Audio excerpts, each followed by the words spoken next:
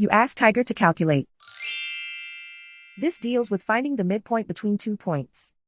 The midpoint between the 2 points is 29.5, 24. Let's solve it step by step. Plot the 2 points and calculate the midpoint using the formula.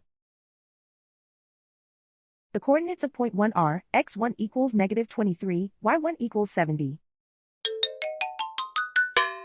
The coordinates of point 2 are, x2 equals 82, y2 equals -22. PM represents the midpoint of the 2 points.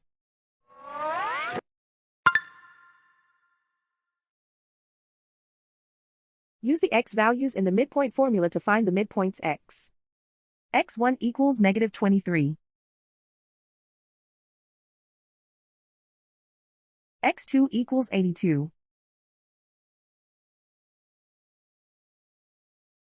Simplify the arithmetic.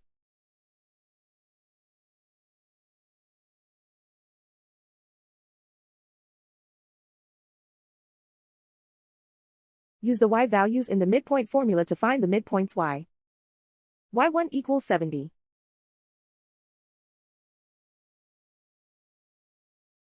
y2 equals -22. Simplify the arithmetic.